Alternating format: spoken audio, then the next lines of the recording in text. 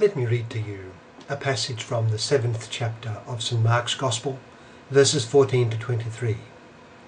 It's the Gospel for Wednesday of the 5th week in Ordinary Time.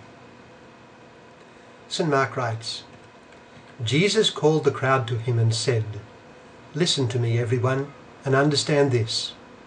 Nothing outside a man can make him unclean by going into him. Rather, it is what comes out of a man that makes him unclean." After he had left the crowd and entered the house, his disciples asked him about this parable. "Are you so dull?" he asked. "Do you not see that nothing that enters a man from the outside can make him unclean? For it doesn't go into his heart, but into his stomach, and then passes from him." In saying this, Jesus declared all foods clean. He went on, "What comes out of a man is what makes him unclean.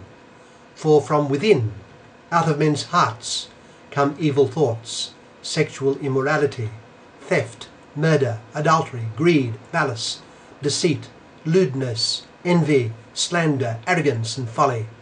All these evils come from within, from inside, and make a man unclean."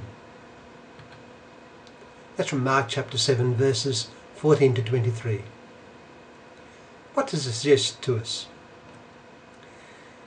Well, it speaks of the choice of the human heart, of course. You know, one of the most common of notions in religions and cultures is that of the conscience.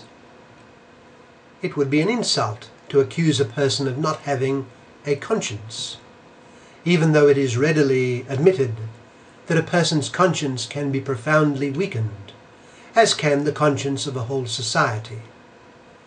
But what is the conscience? Well, there are numerous philosophical answers to this question. Catholic thought sees conscience as a judgment of reason which at the appropriate moment enjoins a person to do good and to avoid evil. It involves an apprehension of what is objectively moral and good, and its contrary, what is objectively immoral and bad.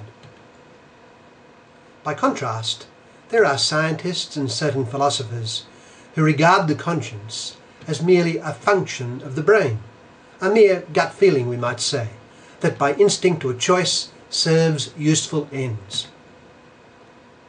Behind such a view as that, there is usually the notion that reality is purely physical, material, and that moral laws are ultimately reducible to physical laws. What should be is nothing more than what is or what is best. Now, this is an immensely important matter, because if moral obligation is objective, if, that is to say, independent of society, we should do certain things under pain of sanctions, then the demands of the conscience are a matter of life and death. By doing what we perceive ought be done, we shall flourish. By refusing to do this, we shall decline and corrupt. Furthermore, by doing what is good, we contribute to the flourishing of the world, and by refusing, we corrupt the world. There is thus an intimate link between the material laws that govern the world and the moral laws that oblige mankind.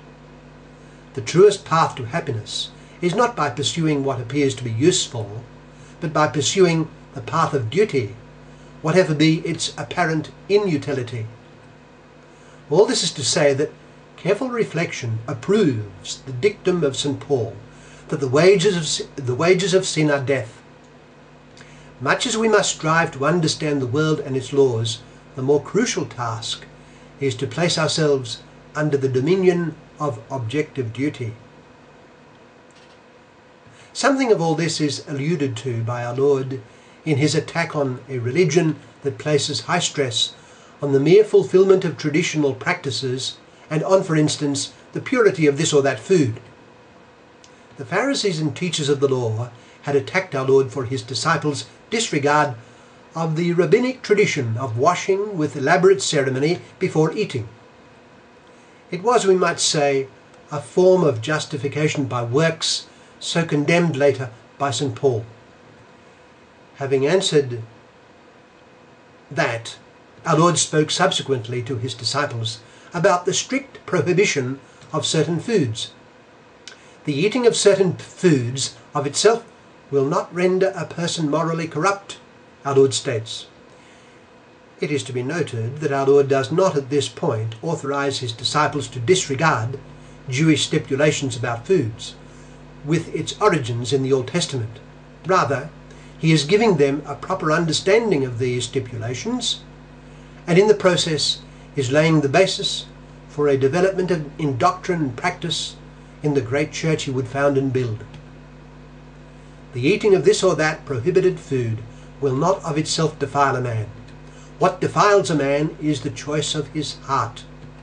It is his moral decision, the act of his conscience, which is the inner sanctuary of his soul, which leads either to his flourishing or to his corruption. Do you not see, our Lord says, that nothing that enters a man from outside can make him unclean? He went on, what comes out of a man is what makes him unclean, for from within, out of men's hearts, come evil thoughts, sexual immorality, theft, murder, adultery, greed, malice, deceit, lewdness, envy, slander, arrogance, and folly. All these evils come from inside and make a man unclean. Our Lord in effect is saying that the world depends on the heart of man. Everything can change either for the better or for the worse, depending on the silent and secret decision of the heart. The mighty laws of the universe, embracing their physical, sociological, psychological, economic and political dimensions, will be profoundly affected, for good or bad, by the direction taken by the human heart. The turn of the heart is the rudder that turns the Titanic. The bad news is that the heart of man is of itself under the power of sin. This is so because of the calamitous original fall. The good news is that the fallen heart of man, which is in effect the heart of the world, can be transformed by the free grace of Jesus Christ and made whole and good. It can be sanctified and made anew in the likeness of the heart of Jesus Christ. Sanctity is possible for everyone who truly believes that Jesus Christ is Lord, and who for love of him obeys his commands. Christ commanded baptism and docility to his teaching as it comes to us in the teachings of his church. Let us take Jesus Christ as our Lord then, for he is our way, our truth, and our life,